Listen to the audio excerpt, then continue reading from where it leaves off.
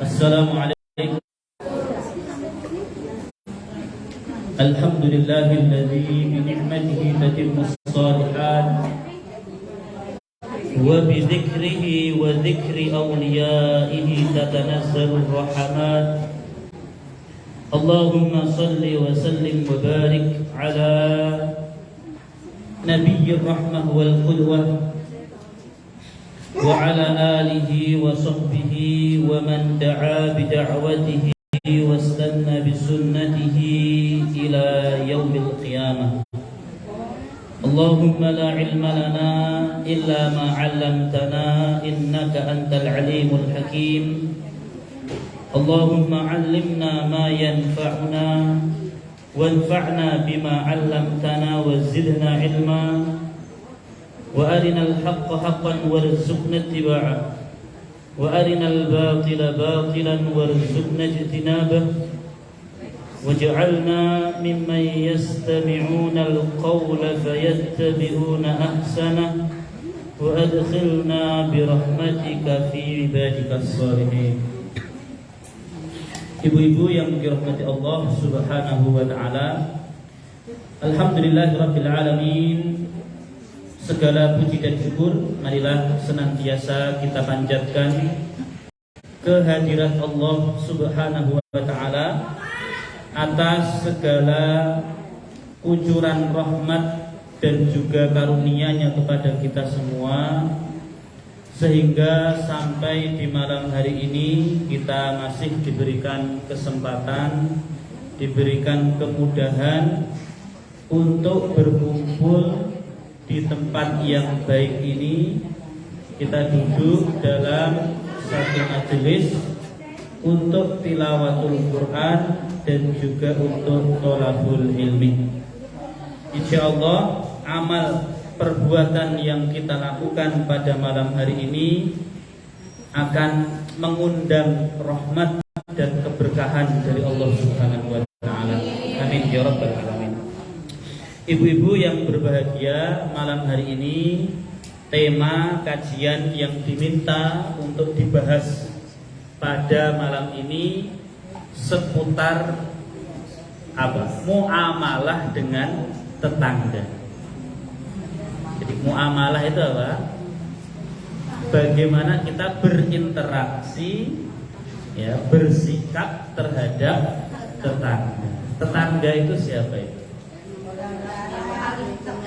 Paling terdekat, ibu sama sampingnya.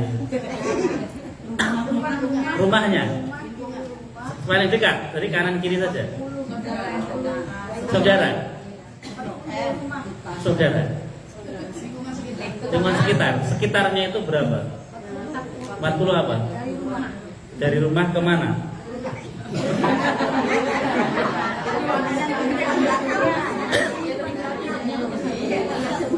Baik. Kanan, kiri, depan, belakang. Kalau samping? Iya juga. Kanan, kiri. Kalau miring sana? Iya juga. Jadi memang tidak ada acuan yang baku untuk mendefinisikan tetangga. Ya, para ulama pun banyak memberikan definisi, batasan-batasan tentang tetangga. Tetapi itu bukan satu acuan yang baku. Ya, ada yang mengatakan tadi tetangga itu adalah orang-orang yang rumahnya radius 40 rumah dari rumah kita. Radius itu berarti ke kanan 40 rumah, ke kiri 40, depan sampai kanan belakang pokoknya 40. Itu tetangga kita. Ibu ada nggak kanan kiri 40? Nggak ada ya? Ibu kalau nggak ada berarti lanjut sana lagi sampai ketemu Pak. Nah, sehingga susah kan? Jadi ketika kita yang hidup di masa sekarang mau mendefinisikan tetangga dengan definisi atau pengertian orang yang tinggal 40 rumah atau radius 40 rumah dari kita, tentu akan mengalami kesulitan ya. Nah, cara yang paling gampang untuk diterapkan masa sekarang ketika kita hidup sudah zaman modern seperti ini, di mana administrasi pemerintah juga sudah diatur, maka tetangga yang disebut tetangga kita itu minimal adalah orang-orang yang tinggal dalam ruang lingkup satu RT. RT apa artinya? Rukun tetangga. Maka yang tinggal satu RT dengan kita, mereka itulah yang paling berhak disebut tetangga kita. Meskipun kalau ibu mau melebarkan lagi boleh, satu RW tetangga saya semua, silakan, nggak apa-apa. Ya, tapi minimal kalau untuk konteks kekinian hari ini, di mana wilayah itu sudah diatur batasan-batasannya, administrasinya juga sudah dipecah-pecah, maka minimal yang dimaksud dengan tetangga kita adalah orang-orang yang tinggal dalam lingkup satu RT dengan kita. Satu RT berapa rumah, Bu?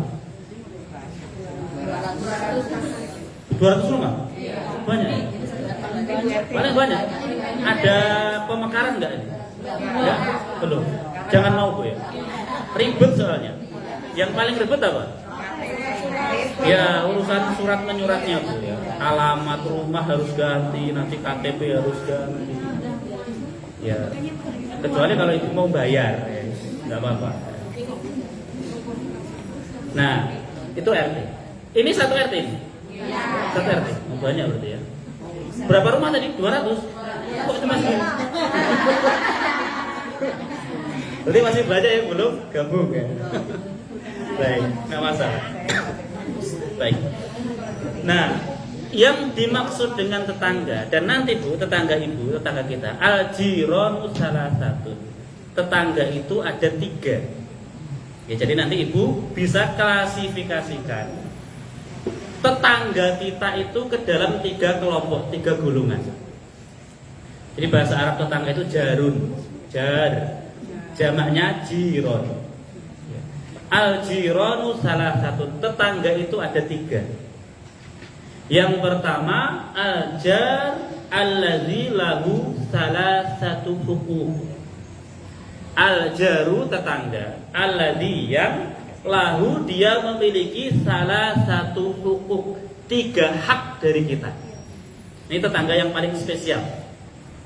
Jadi tingkat keistimewaan tetangga itu pun berbeda-beda bagi kita ya, bagi kita.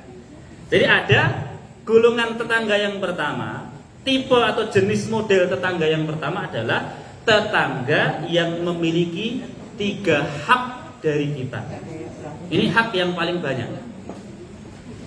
Siapa tetangga jenis yang pertama ini?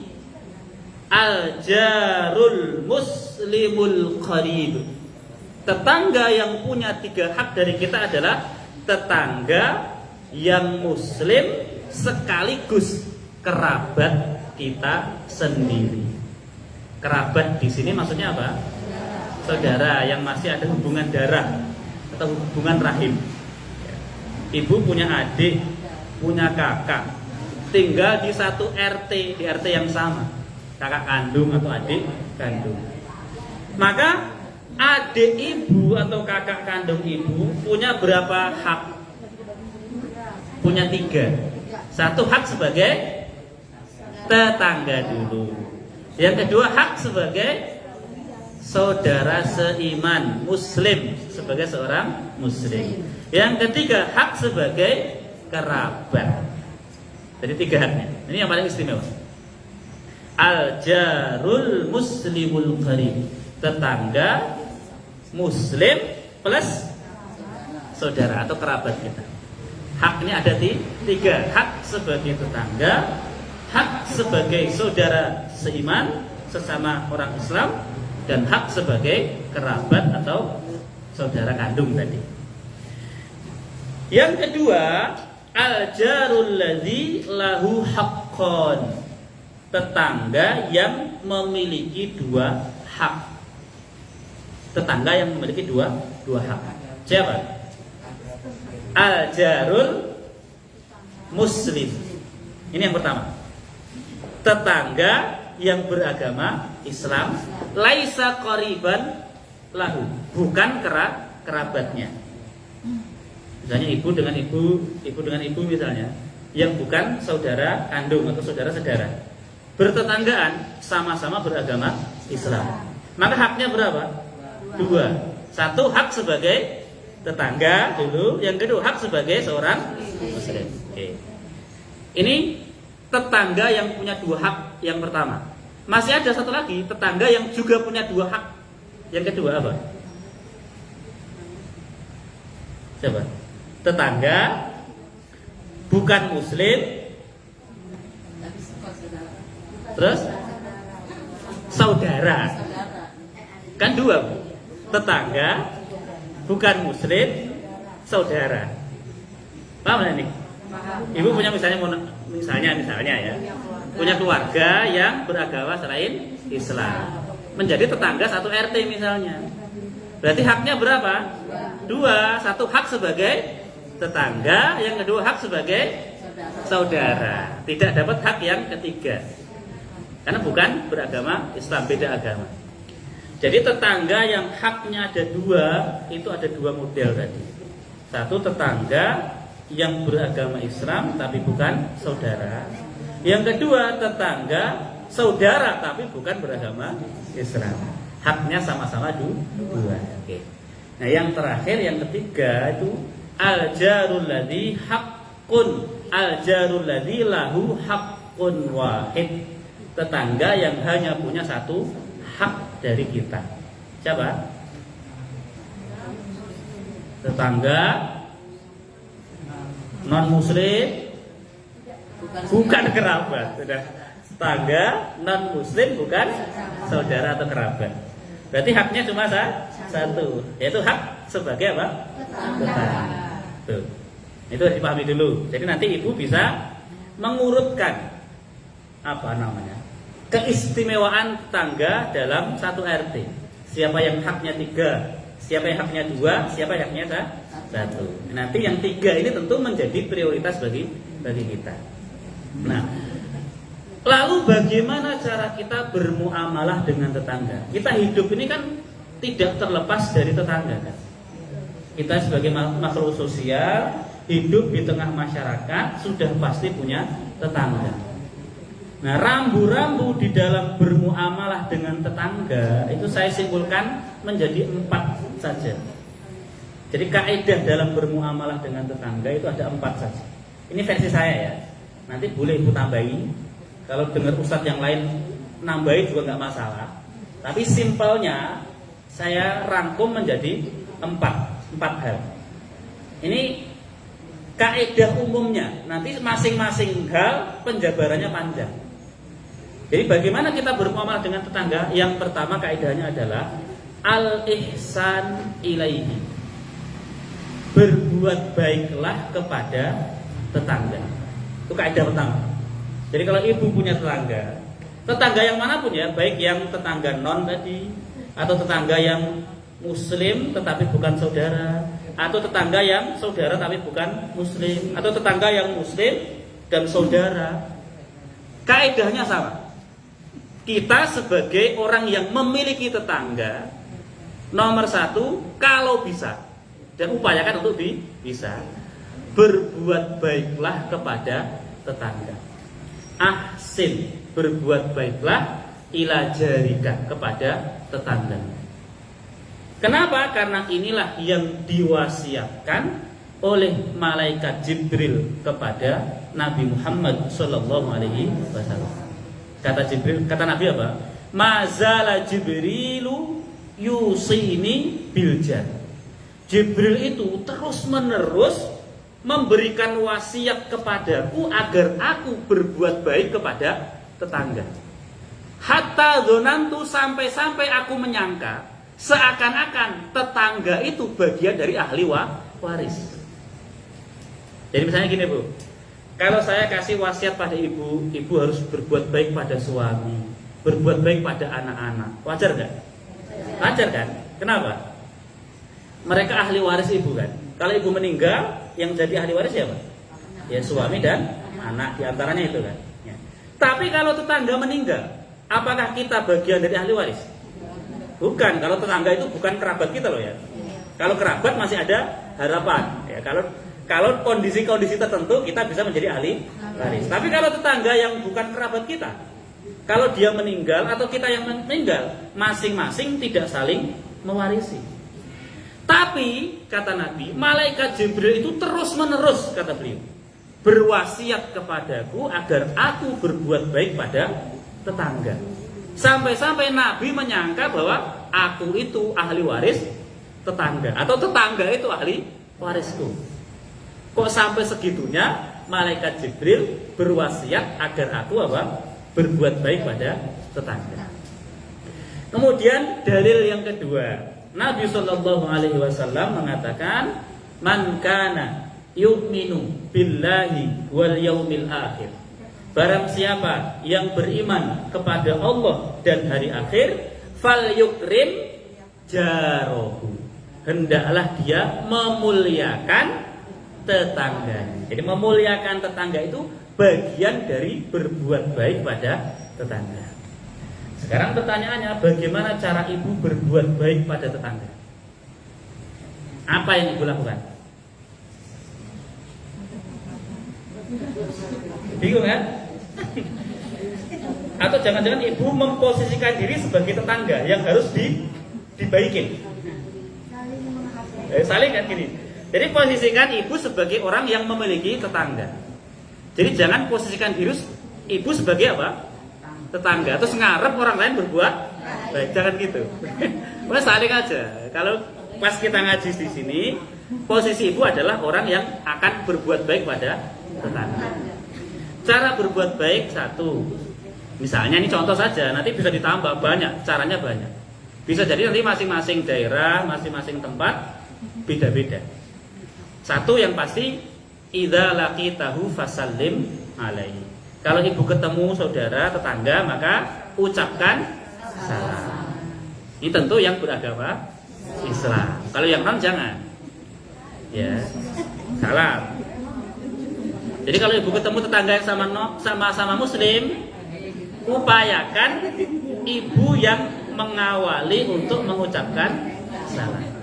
Mengucapkan salam hukumnya apa? Sunnah. Menjawab salam wajib. Yang lebih utama yang mengucapkan salam duluan atau yang menjawab salam?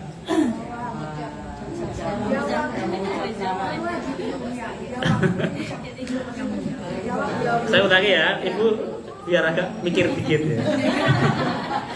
Kalau dia nggak dipakai kan sayang juga. Mengucapkan salam hukumnya apa? Sunnah. Menjawab salam wajib. Antara yang mendahului mengucapkan salam dengan yang menjawab salam, lebih utama yang mana? Menjawab salam. Karena wajib.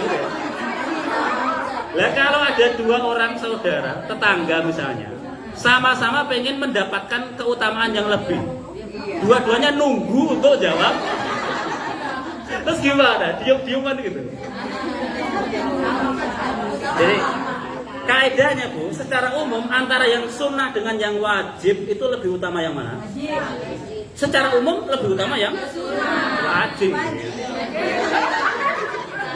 Sholat wajib dengan sholat sunnah lebih utama mana? Wajib. Itu kaidah umumnya begitu. Tapi ada pengecualian. Ada amalan sunnah yang lebih utama dibanding amalan wajib, yaitu berkaitan dengan salam. Mengucap salam sunnah, Jawabnya wajib.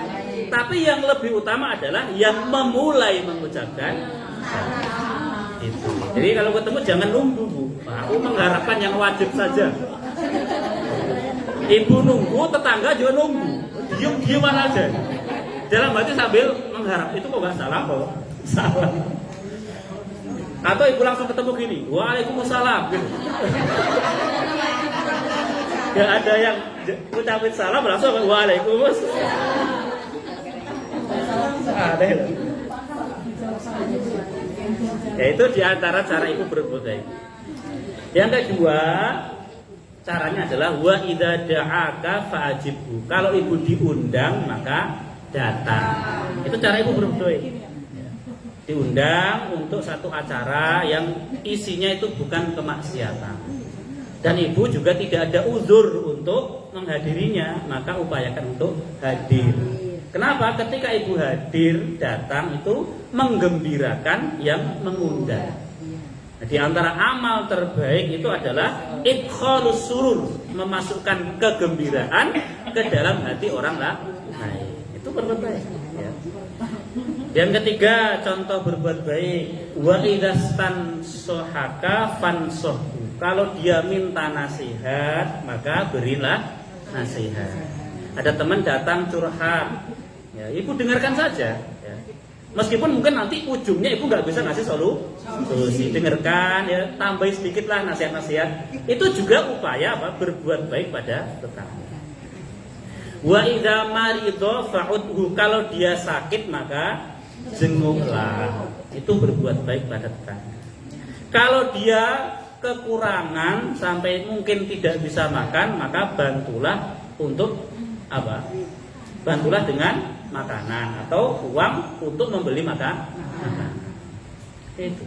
Kalau dia tidak punya uang, datang ke ibu meminjam uang, maka pinjamilah. Itu berbuat baik. Kalau ada. Ya. Kalau ada dan kalau boleh. Kadang ada tapi nggak boleh. Yang sering itu ada tapi nggak boleh. Ya walaupun itu nggak wajib, Bu, ya, nggak wajib.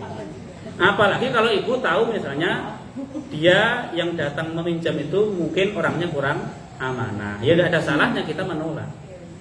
Tapi kalau ibu kenal baik orang itu, dia akhlaknya baik, kemudian amanah, tanggung jawab, kalau janji nggak pernah bohong, dan ibu punya duit yang sekiranya nggak dipakai dalam waktu dekat, pinjamkan. Itu upaya untuk berbuat baik pada tetangga. Lalu apalagi idza tabakhta maraqatan fa'aksir ma'aha, kata Nabi, apabila kamu memasak kuah atau sayuran, fa'aksir ma'aha, maka perbanyaklah kuahnya, airnya. Wa ta'ahad jironaka, lalu perhatikan hak tetangga. Jadi kalau ibu masak, apalagi yang baunya apa? Menyengat, ya, tetangga mencium aromanya, lah ibu punya kewajiban untuk peduli pada tetangga. Ya. Caranya bagaimana? Ya, caranya tadi. Kalau ibu misalnya masak semur, dagingnya sedikit, ya dibanyakin apa?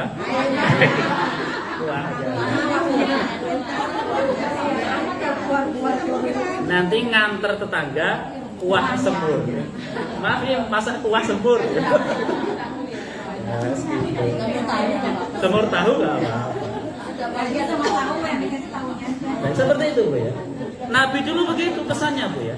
Kalau misalnya Nabi ada sahabat bakar kambing guling misalnya, itu kan baunya menyengat kan, sate itu kan, kayak sate. Kata Nabi, ya perhatikan tetangga. Ya. Kalau ibu punya dua tetangga misalnya, satu muslim, satu non muslim, yang lebih didahulukan yang mana? Yang lebih dekat rumah. Nah, jadi bukan masalah muslim atau muslim. Sampai ke rumah ibu non, yang muslim jauh, maka non dulu. Jadi ini nggak ada urusan dengan agama. Kalau urusan makanan nggak ada urusan dengan agama. Ya. Jadi jangan mentang-mentang non ibu loncati, padahal dia yang paling apa? Mencium aroma masakan. Nah itu diantara hal yang bisa ibu lakukan untuk berbuat baik pada tetangga. Kalau dia kesulitan, ibu bantu. Kalau dia minta tolong, ibu tolong. Nah, itu yang pertama ya. Kaidahnya adalah sebisa mungkin berbuat baiklah pada tetangga. Kaidah yang kedua, bagaimana kalau nggak bisa berbuat baik? Minimal kalau tidak bisa berbuat baik, jangan mengganggu dan menyakiti tetangga. Itu kaidahnya. Kata Nabi apa? Man kana yu'minu billahi wal yaumil akhir, siapa yang beriman kepada Allah dan hari akhir, fala yu'dzi jarahu, jangan sampai dia menyakiti, mengganggu siapa? Tetangganya. Sudah tidak berbuat baik malah ngeselin, sering mengganggu tetangga. Itu double dosanya. Kalaupun kita nggak bisa berbuat baik, ya jangan mengganggu dia. Kenapa? Karena mengganggu tetangga, menyakiti tetangga itu termasuk dosa besar. Ibu menyakiti orang lain yang jauh rumahnya dengan menyakiti tetangga, itu lebih dosa mana? Menyakiti tetangga. Menyakiti tetangga. Ya. Ada seorang sahabat cerita pada Nabi, ya Rasul, ada seorang perempuan. Ini contohnya dari hadis Nabi, itu perempuan, seorang perempuan muslimah, ya kayak ibu muslimah. Dia sering sholat malam, sering puasa sunnah, sering sedekah mungkin. Tetapi tu'dzi jaroha, dia suka mengganggu tetangganya. Kata Nabi apa? Dia termasuk calon penghuni neraka. Sholat malam rajin, nggak pernah bolong. Puasa sunnah rajin, tapi dia sering mengganggu, menyakiti tetangga. Kata Nabi apa? Amalan itu percuma. Dia masuk neraka. Kenapa masuk neraka? Kalau dilogika dengan akal itu logis sekali. Karena setiap orang, terutama tetangga yang dekat tadi, yang dia sakiti kelak di akhirat akan menuntut dia. Sehingga pahala puasa sunnahnya, pahala sholat malamnya itu habis untuk membayar tetangga yang disakiti itu. Dia awalnya pahalanya banyak, habis gara-gara dituntut orang-orang yang pernah dia sakiti. Akhirnya malah memikul banyak dosa, pantas dimasukkan ke neraka. Terus ada gambaran lagi, ada perempuan sholatnya ya 5 waktu, jarang sholat sunnah, puasa ya Ramadan saja, tapi baik sama tetangga. Apa? Masuk surga atau neraka? Termasuk calon penghuni surga. Itu pegang baik-baik ya. Kalau ibu pokoknya nggak bisa bantu tetangga, nggak bisa berbuat baik pada tetangga, maka jangan nyusahin tetangga, jangan menyakitin tetangga. Contoh nyakitin tetangga itu gimana? Tetangga punya hutang banyak, sudah ibu nggak mau bantu, terus ibu apa? Ngomongin, itu nyakitin. Maka prinsipnya gini, kalau ibu nggak bisa bantu, sudah diem, nggak usah apa? Ngomongin. Nah itu nyakitin. Tetangga hajatan, ibu nggak bisa nolongin, ya sudah, jangan apa? Jangan riba, jangan wah itu tetanggaku hajatan apa? Dan lain sebagainya. Makanannya nggak enak dan sebagainya. Berkomentar. Termasuk mengganggu tetangga itu gini, ibu misalnya nyetel TV terlalu apa? Juga kira-kira. Dan itu sambil karaokean sampai larut. Nah, itu mengganggu tetangga.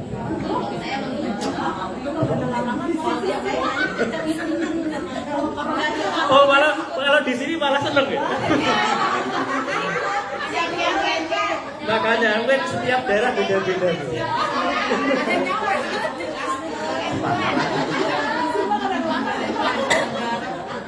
Nah, itu contoh juga. Termasuk tidak mengganggu tetangga, misalnya jangan memelihara binatang yang bisa mengganggu tetangga. Misalnya kucing, ibu merawat kucing tapi nggak di kerakeng misalnya, diumbar, akhirnya apa? Kucingnya kelayapan, masuk ke rumah tetangga, buang kotoran. Ini bukan berarti nggak boleh melihara kucing, boleh, tapi dirawat, dijaga supaya nggak apa? Mengganggu tetangga. Tapi kalau tetangganya nggak merasa terganggu ya nggak apa. Itu diantara yang bisa kita lakukan supaya tidak mengganggu tetangga. Pokoknya begitu. Kalau nggak bisa berbuat baik, minimal jangan mengganggu atau menyakiti tetangga. Nah itu yang kedua, kaidah yang kedua. Yang ketiga, kalau ibu punya tetangga yang tidak baik, maka bersabar. Tenang Bu, tenang, itu baru 3. Nanti ada yang keempat, tenang.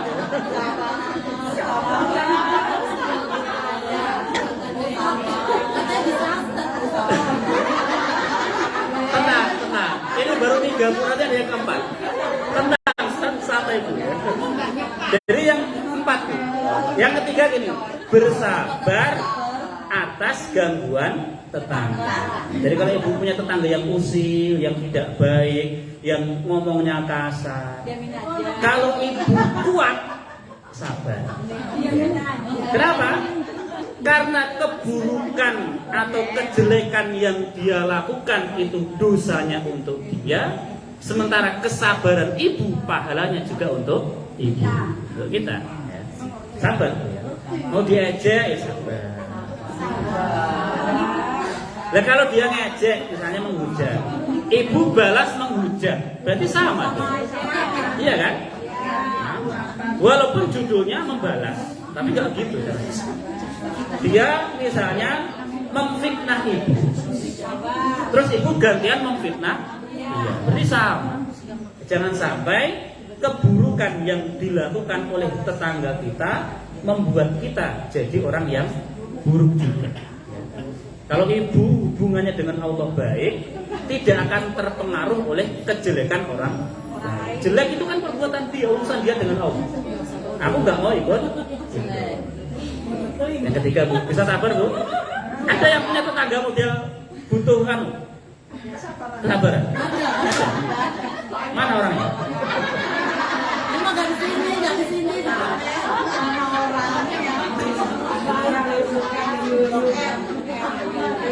Tapi ibu juga perlu khawatir, jangan-jangan tetangga ibu juga mikirnya begitu. Tetangga ibu juga mikir sabar, aku punya tetangga model sama kan? Itu yang ketiga ya. Jadi kalau bisa, misalnya ibu tadi punya tetangga yang tidak baik, yang mungkin kata-katanya kasar, suka memfitnah, suka menghibah misalnya. Tidak, ibu sabar. Sabar itu artinya gini, ibu tidak terpengaruh oleh keburukan dia. Ibu tetap menjadi orang yang baik, berusaha menjadi tetangga yang baik. Itu namanya sabar. Yang ketiga, yang keempat, yang terakhir, bagaimana kalau sudah tidak sabar? Nih.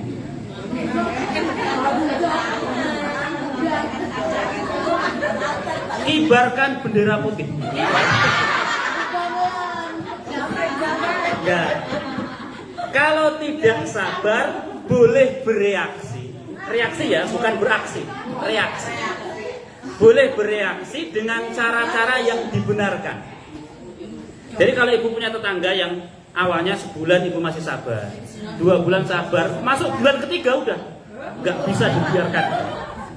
Maka ibu boleh bereaksi sebagai hukuman bagi tetangga tersebut. Caranya bagaimana? Kalau di masa Rasulullah begini, saya bacakan hadisnya. Nanti dalam praktek kondisi sekarang tidak mesti harus seperti ini ya. Tapi nanti poinnya saya sampaikan. Jadi ada satu kisah, jaa rajulun ilaihi sallallahu alaihi wasallam yashku jarum. Ada seorang sahabat datang pada Nabi sallallahu alaihi wasallam mengadukan tetangganya yang tidak baik.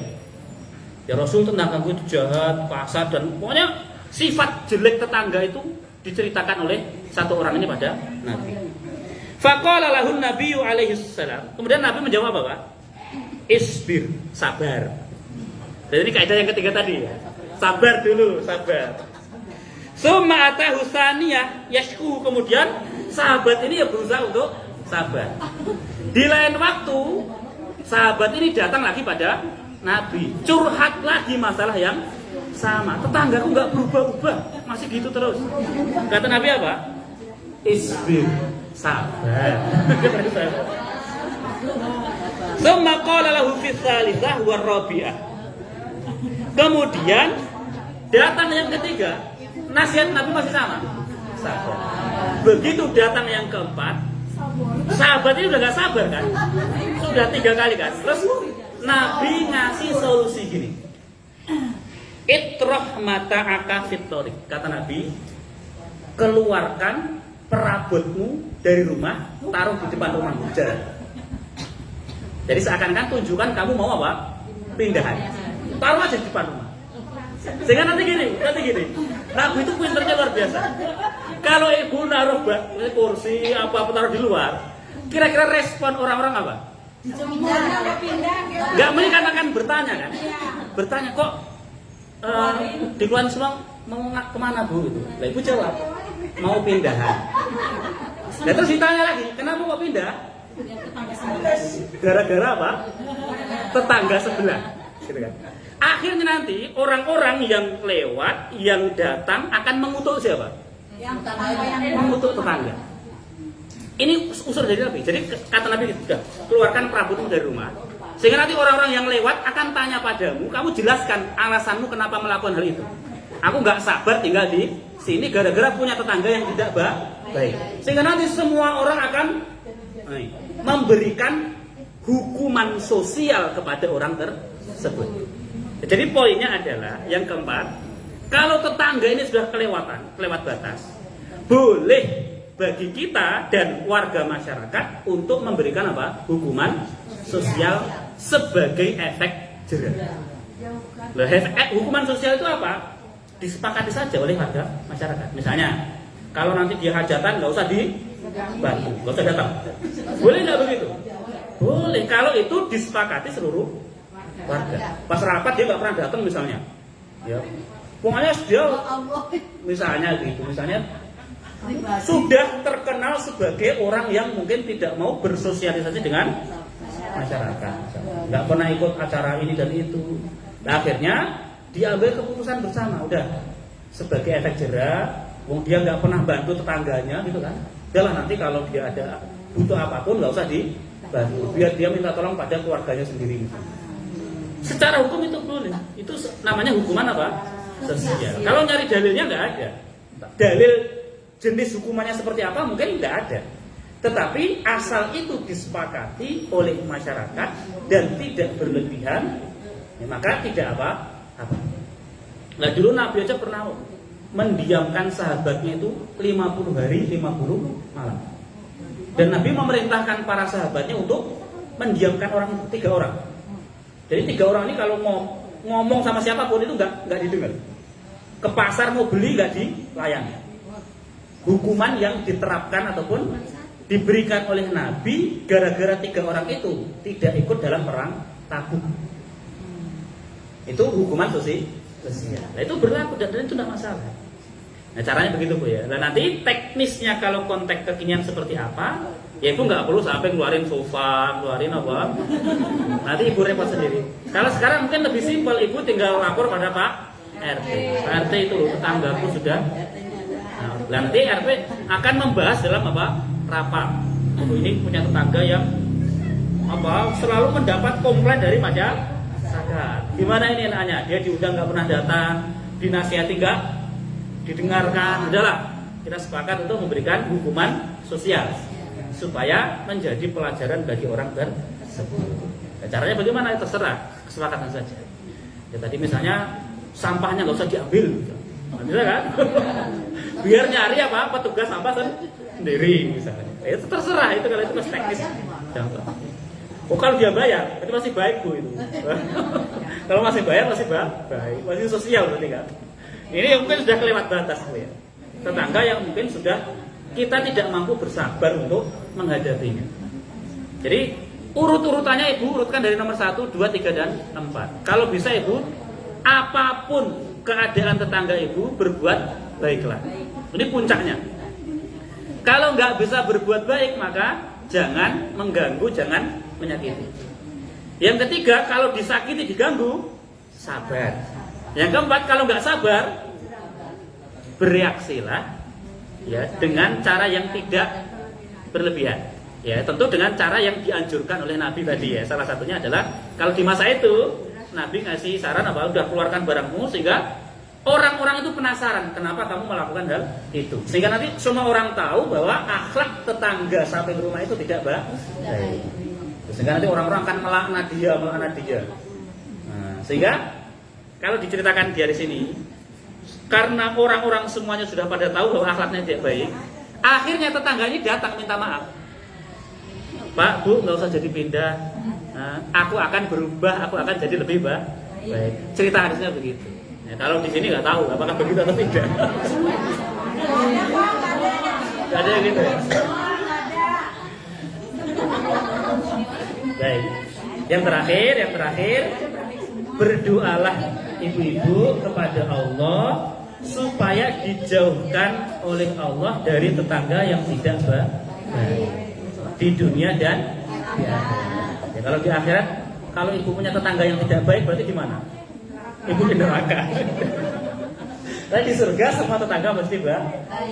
Nah, di dunia berdoa, ya Allah, jangan berikan kepadaku tetangga-tetangga yang tidak baik. Aku berlindung kepadamu dari tetangga yang tidak baik.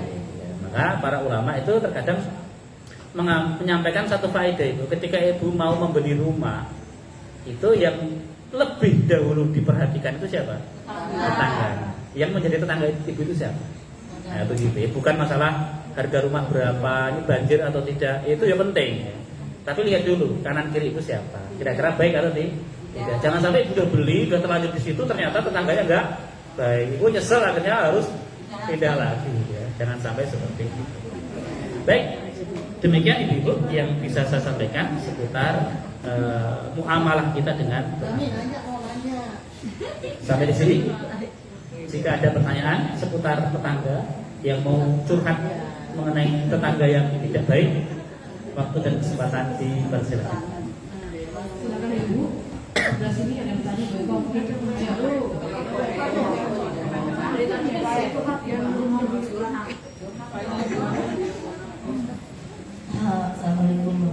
Assalamualaikum Pak. Waalaikumsalam. Kalau kita mau ya punya tetangga atau teman, nggak tahu nggak ada masalah, nggak ada apa gitu, diem aja. Kan kalau udah 3 hari saya bilang saya mau negor, tapi dia diem aja bagaimana?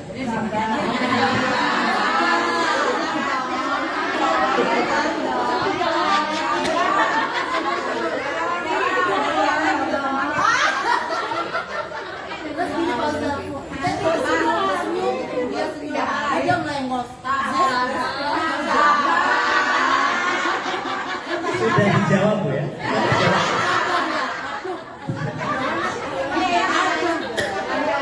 Jadi, padahal nggak ada masalah apa Bu. Jadi ibu berhusnudzon saja. Berarti sabar. Ya. Jadi gini Bu. Terkadang masalah dia itu bukan dengan kita, tapi kita terkena dampaknya. Ada orang-orang yang model begitu. Misalnya nih, dia lagi punya masalah dengan suami. Akhirnya anaknya yuk kena marah, tetangganya, saudaranya kena marah juga. Nah itu ya, ibu doakan saja semoga dia bisa sabar menghadapi apa masalahnya. Kalau kita misalnya punya makanan, nah kita udah kasih nih utara kanan kiri depan sampai kayak nggak dapat, kan kalau pilih gua perlu. Terus yang saya ingat pertama kali itu ya teman-teman dekat saya bagaimana? Teman dekat atau rumahnya jauh? Ya tetangga juga tapi masih Jauh. tapi terlalu dekat teman saya. Iya, Boleh Bu, tapi tetangga yang dekat juga harus diperhatikan. Jadi gini Bu, ketika ibu memasak ataupun yang ini berkaitan dengan makanan, yang paling berhak itu adalah yang paling dekat rumahnya. Yang ini maksud saya kanan, kiri, depan, udah ke belakang, sorry ya. Iya. Nah, terus saya lompat gitu Pak Ustaz. Iya, enggak apa-apa. Boleh, enggak apa-apa. Boleh. Syukur satu RT dikasih semua bagus. Setiap hari begitu Bu, bagus ya. 1 bulan bangkrut insyaallah. Bisa jual rumah malah. Iya. Ya, senang.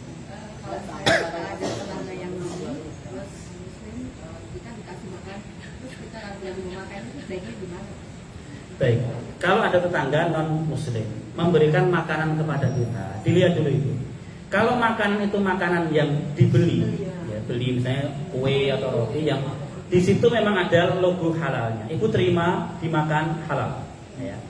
Tapi kalau makanan itu berupa yang dimasak sendiri, sementara ibu misalnya yakin, dalam arti yakin ya, bahwa dia misalnya orang yang misalnya di rumahnya ibu tahu suaminya mabuk-mabukan misalnya, atau dia memelihara anjing misalnya, ibu kan ragu kan, maka ibu terima, tapi nggak usah dimakan, tapi terima dulu ibu ya, jangan langsung ibu tolak. Kalau ibu tolak, dia tersinggung, ya nanti malah bisa menimbulkan percekcokan dengan tetangga.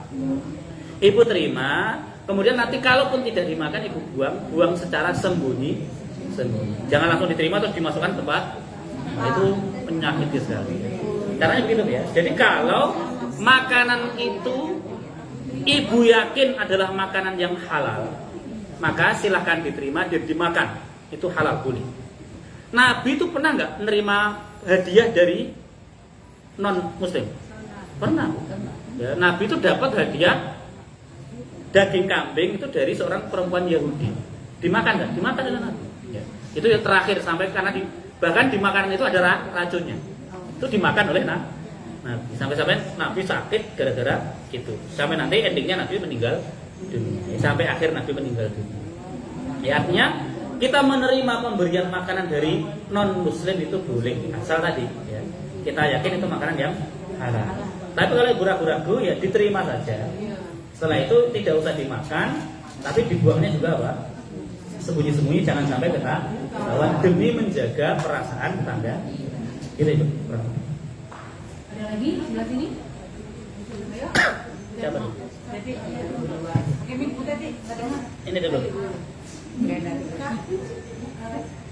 bisa sudahkah kita menjadi tetangga yang baik terhadap tetangga kita? Mungkin kan kita bisa bertanya kepada tetangga kita menanyakan bahwa apakah kita menjadi tetangga Yang baik atau tidak? baik ya? Bisa ibu. Jadi kalau ibu misalnya pengen tahu kira-kira ibu itu tetangga yang baik atau tidak, ibu bisa langsung bertanya. Bu, menurut ibu, saya ini tetangga yang seperti apa? Ibu yang jujur loh ya.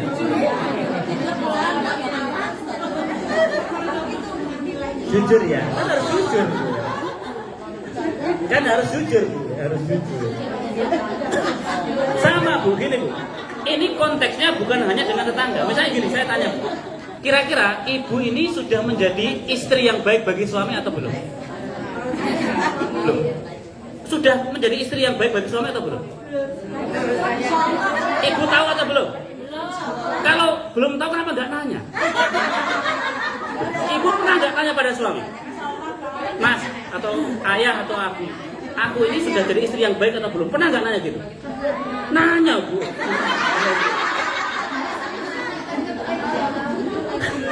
Ya, terus ibu tahunya jadi istri yang baik atau tidak dari mana kalau nggak nanya? Ngandelin perasaan, nggak bisa Bu. Perasaan menurutku aku sudah baik. Itu menurut ibu. Siapa tuh setiap hari suami ibu tuh a'udzubillahi minasyaitonir rajim. Sudah. Loh, bener loh itu. Dan itu penting Bu ya. Kelihatannya sepele tapi dialog yang seperti itu dengan pasangan itu bisa membuat semakin harmonis keluarga. Ibu dengan anak juga begitu, tanya coba. Iya, saya nanya. Nah, terus nanti gantian ibu nyuruh suami nanya gantian. Saya nggak nanya padaku gitu kan. Jadi saling ya, saling. Dengan tetangga juga begitu, ibu boleh. Tentu ini tetangga yang mungkin ibu nyaman kalau ngobrol dengan dia. Misalnya tetangga yang sahabat dekat tadi. Menurutmu aku gimana sih sebagai tetangga? Ya nanti dia kan curhat kan. Sampai gitu loh. Apa? Masih Bu? Masih bukan? Sudah. Ini kalau itu mic-nya.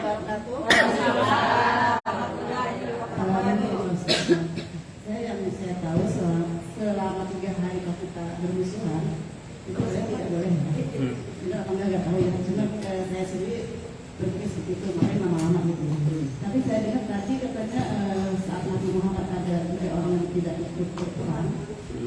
itu tidak 50 hari, 50 hari. Tidak, itu sendiri ya ini. Apakah karena beda kasus atau bagaimana? Ya. Kasusnya beda. Jadi gini Bu, kalau 50 hari ketetapan Nabi itu sebagai hukuman sosial. Sementara yang dilarang itu kalau ibu misalnya punya konflik dengan suami atau tetangga atau anak misalnya. Nah, ibu tidak boleh diem-dieman lebih dari 3 malam. Ya. Nah itu kalau konfliknya adalah permusuhan.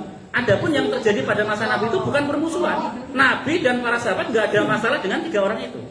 Hanya Nabi ingin memberikan hukuman bahwa yang mereka lakukan itu salah. Maka supaya mereka tidak mengulangi dan ada efek jera, nah Nabi ya tadi memboikot 3 orang ini, dan itu nanti yang memutuskan bahwa taubat mereka diterima itu langsung Allah Subhanahu wa taala. Jadi Allah baru menerima taubat mereka itu setelah 50 hari. Nah, itu. Jadi kasusnya beda Bu. Jadi jangan disamakan. Kalau yang tidak halal bermusuhan atau mendiamkan saudara lebih dari 3 hari 3 malam itu adalah kasus ketika kita ada cekcok bermusuhan.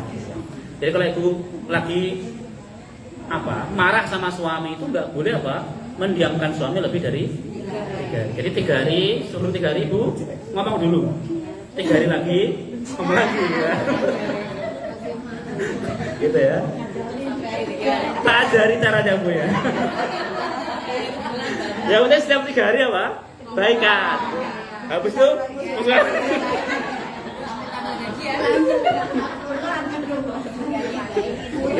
ya itu bercanda Bu. Kalau misalnya jangan lama-lama. Memang ibu bisa musuhan sama suami lama-lama? Nggak bisa. Nggak bisa.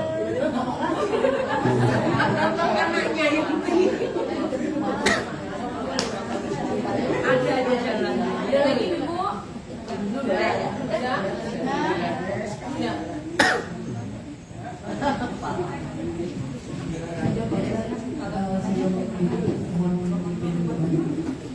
Baik. Alhamdulillahirrahmanirrahim. Ibu yang dirahmati Allah, mari kita tutup acara kajian pada malam hari ini dengan berdoa semoga Allah Subhanahu wa taala menerima amal ibadah yang kita lakukan. Amin ya rabbal alamin. A'udzubillahi minasyaitonir rajim. Bismillahirrahmanirrahim. Alhamdulillahi rabbil alamin. Hamdan yuwafi ni'amahu wa yukafi'u mazidah. Ya Rabbana lakal hamdu kama yanbaghi li jalali wajhika wa 'azimi sultanik. Allahumma salli ala sayyidina Muhammad wa ala alihi wa sahbihi wa sallim. Allahumma ighfir lana wa liwalidina warhamhuma kama rabbayana shaghira. ولجميع المسلمين والمسلمات والمؤمنين والمؤمنات الأحياء منهم والأموات إنك على كل شيء قدير. اللهم أصلح لنا ديننا الذي هو عصمة أمرنا، وأصلح لنا دنيانا التي فيها معاشنا، وأصلح لنا آخرتنا التي إليها معادنا، واجعل الحياة زيادة لنا في كل خير، واجعل الموت راحة لنا من كل شر. ربنا تقبل منا إنك أنت السميع العليم، وتب علينا إنك أنت التواب الرحيم. ربنا آتنا في الدنيا حسنة وفي الآخرة حسنة وقنا عذاب النار. وصلى الله على سيدنا محمد وعلى آله وصحبه وسلم. سبحان ربك رب العزة عما يصفون، والسلام على المرسلين، والحمد لله رب العالمين. Akhirul kalam. Assalamualaikum warahmatullahi wabarakatuh.